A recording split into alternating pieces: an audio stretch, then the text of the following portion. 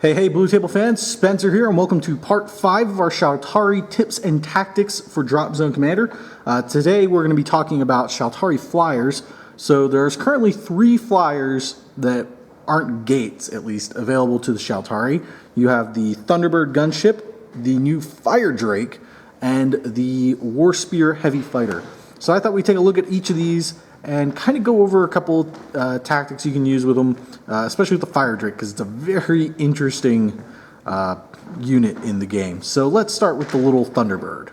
Alright, so the Thunderbird here is the main, well really the only gunship the Shaltari have. The Firedrink has weapons, but this is their dedicated gunship. It's a little tiny unit. You get them in blisters of 2. You can run them in squads of 1 to 4 models. They're 46 points a pop with armor 5, a movement of 20, passive save of 5+, and they only have 1 damage point, and they are a support choice.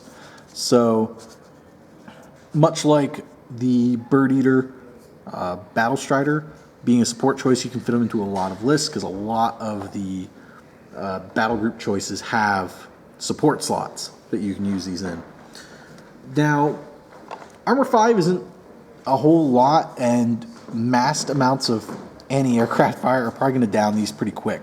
But their main role is basically dedicated tank hunters.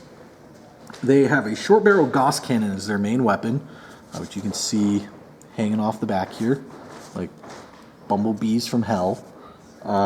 So it's energy 10, 1 shot with a 3-up accuracy, 18-inch range. They have a move and fire of 10.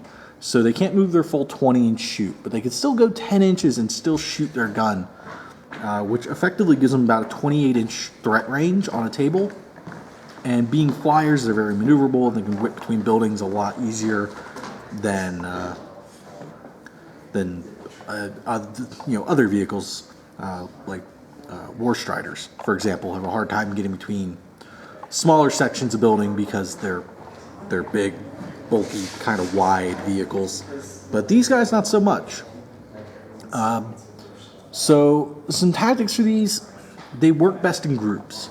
A single Thunderbird isn't going to do a whole lot because it's only 1 shot, but if you have 4 of them, you got a good chance of taking out most enemy tanks, especially heavy tanks, through massed firepower. And the fact they're only 46 points a pop really means you can fit a squad of 4 in very easily, and they can get where they need to be on the table in no time flat, because again, they move 20 inches every turn. The main disadvantage these guys have is that they're only armor 5, so again, mass AA fire is going to down these. They do have the 5-up passive save, and that can be affected by the Dream Snare War Strider. So you can get these guys up to a 4-up passive save, which does give them a little bit more survivability, does make them a little harder to kill, but again, you're still going to want to run them in groups. Like I said, a single one isn't going to do much. 2 in a squad can feasibly take out most main battle tanks, but if you want to take on really heavy stuff like UCM Gladius tanks or a Hades for PHR, or even just PHR Type 2 walkers, you're going to want probably 3 or 4 of these in a squad. And you can run a lot of squads of these, again, because they're support choice. So you can get a lot of them and kind of spam them if you wanted to. But I don't think that would really work too well, because then you're sinking all your points into aircraft and not a lot into anti-aircraft. And you still got to pay for gates and all that for all your land units. So, but yeah, the Thunderbird's a pretty cool little ship. It's got pretty decent weapon. Not the most versatile thing because it only has the 1 weapon, but they do the job, and they do the job well. And if you use them for hunting enemy tanks, especially heavy tanks that are going to pose a real threat to your land-based transports and land-based units, then I think Thunderbirds will do you very, very well, and you will not be disappointed in them. Alright, now let's talk the War Spear. This is the Shaltari Heavy Fighter. It is the only vehicle they have with the Interceptor rule. So unlike UCM, where they have the Archangel and the Seraphim, this is pretty much all you've got in terms of fast-moving vehicles for Shaltari. Stat line wise, it's armor 5, 5 up passive save, 1 damage point. You can run them in squads of 2, but they are 108 points a pop. So if you're playing a really big game and you really want to be able to have a lot of fighters whipping across the table, yeah, 216 points for 2 of these guys will do you quite a bit of good. So these guys are very versatile fighters because they have 2 different weapons. They have the heavy ion cannons here on the front, which have the anti-air ability. They're energy 7, 4 shots, accuracy of 3 up, with an 18-inch range. They can also do flyby anti-tank attacks. You can kind of see they've got a gun on the bottom of them there. So they do have a Gauss cannon. And it's your standard Gauss cannon.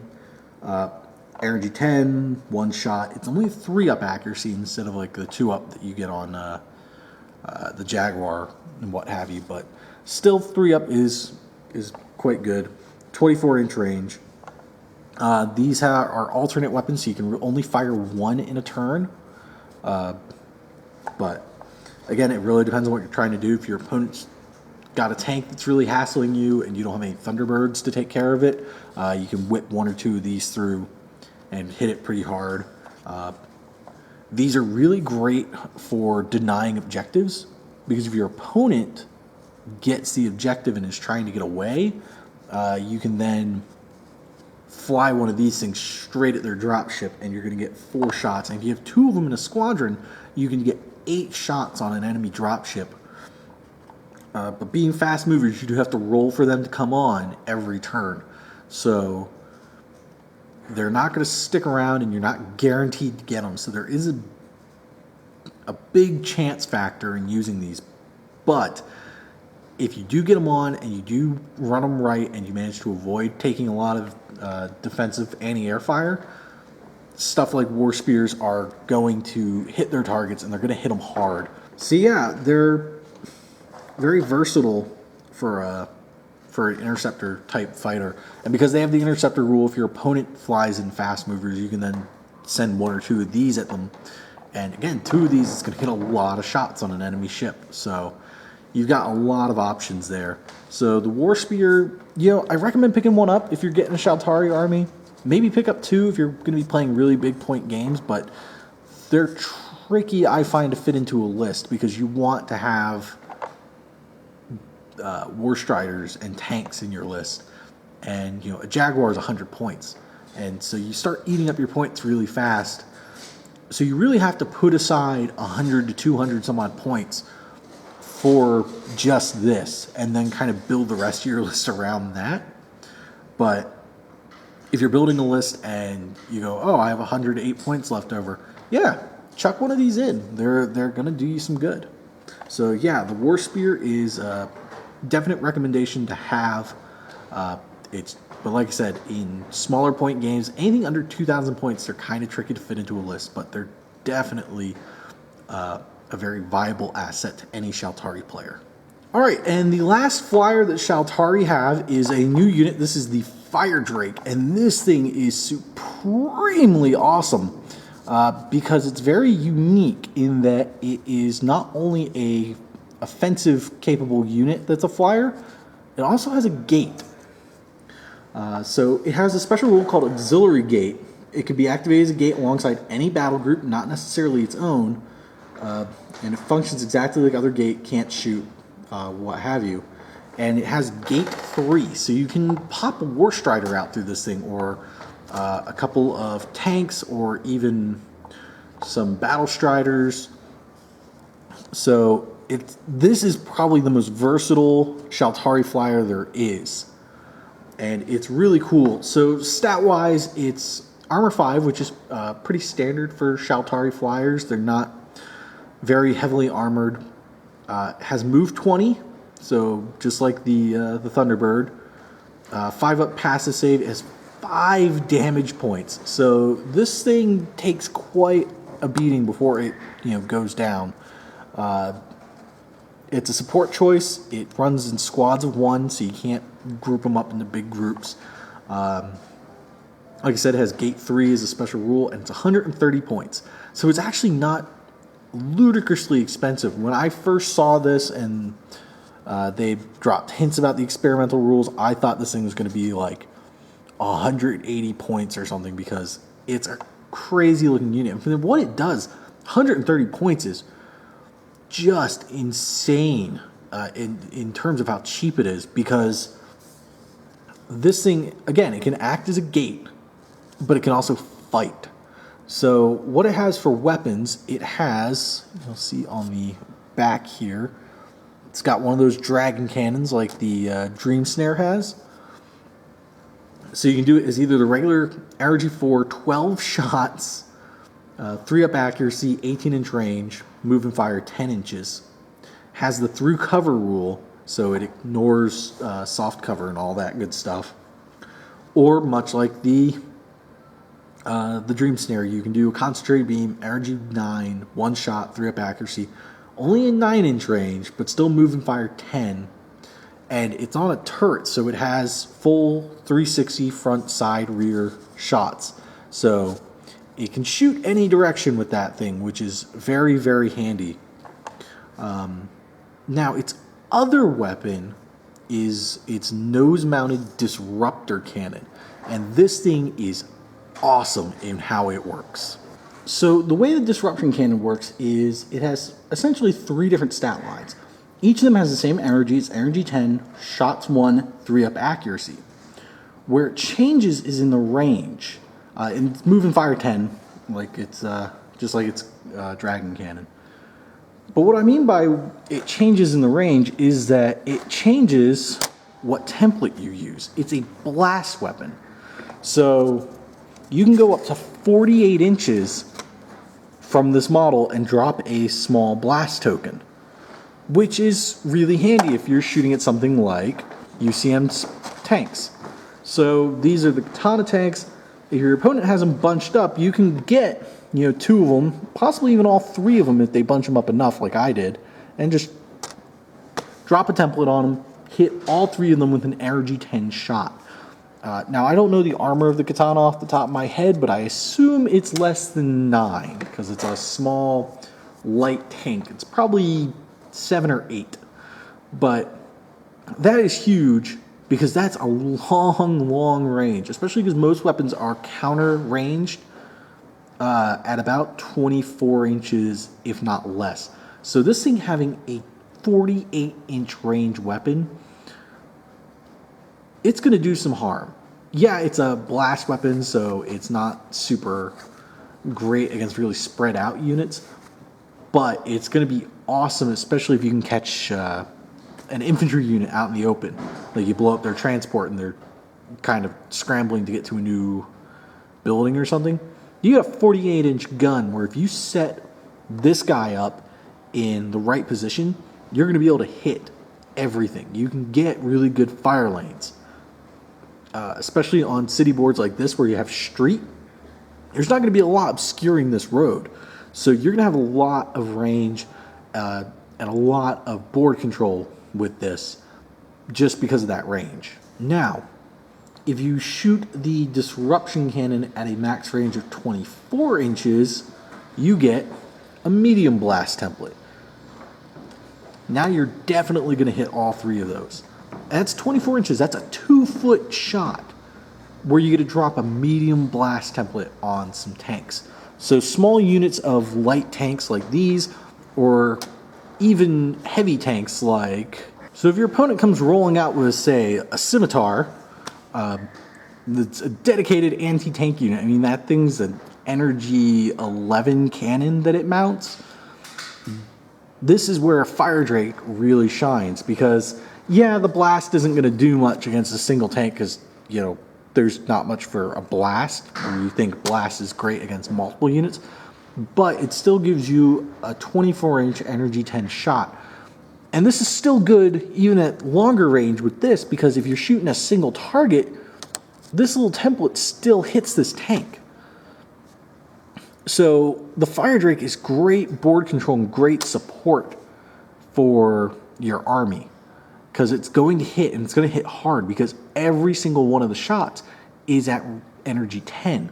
The only thing that changes is the size of the template and the range. Now, the last range is up to 12 inches, and you can guess what happens here. You get to drop a large template. This is awesome if your opponent's kind of clumped up and brought a big group of tanks. So let's say you find yourself in this situation where they've got their katanas and a scimitar rolling up. The katanas are basically acting as support for the scimitar, taking out light, quick-moving targets. Well, you're 12 or less inches away with your Firedrink. You're now hitting all 4 of those tanks with one shot. And that is huge because it means you can not only take out the main tank, but you can take out its support. Or, you know, if you're so unlucky, you can just take out its support, which leaves the scimitar more vulnerable. And that is massive in this game where board control is a big thing in Drop Zone Commander, and being able to support your units is a big thing.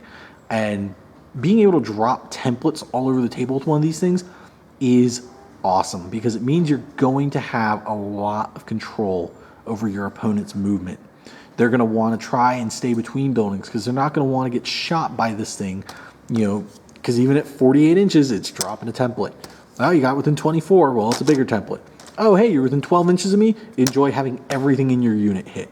You can effectively shut down entire battle groups with this thing because of how its weapon works. And it's really cool and it's really unique in how that gun works. Because there's no other gun that does that as far as I know.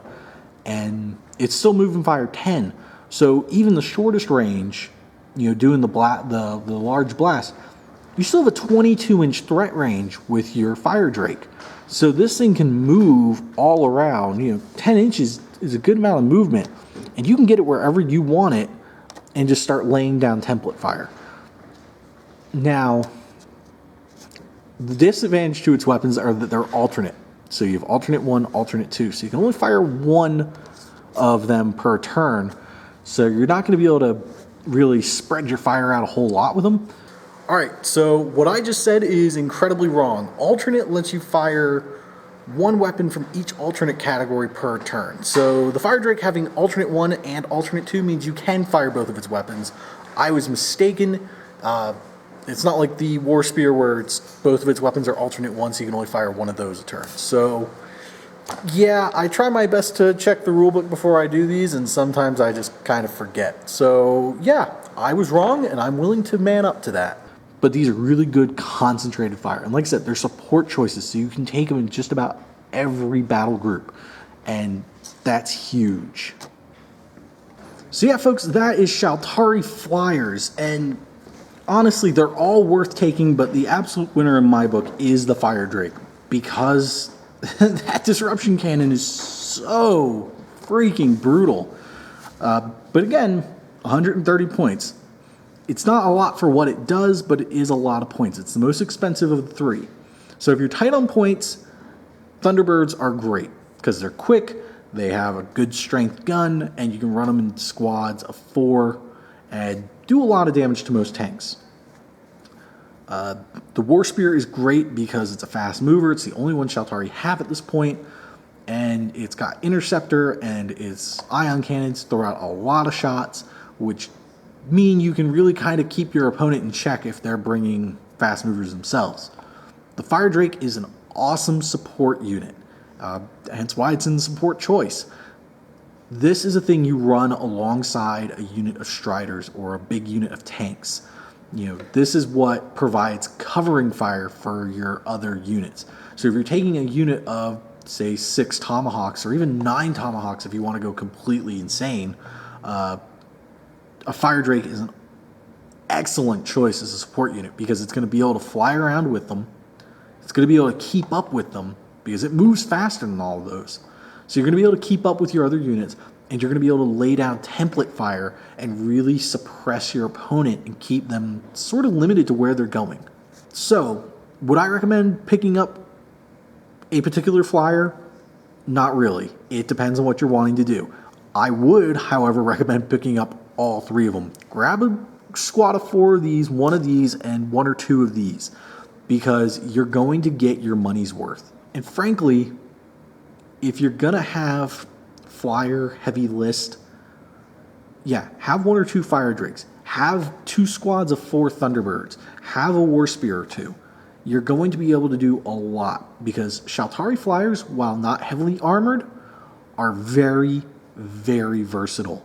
Even the Thunderbird, the least versatile of the 3, still can do its job because it's quick and it's fast and it's small, so it can get into a lot of places, and that gun hits hard because it's the same gun that, you know, War Striders and Tomahawks mount.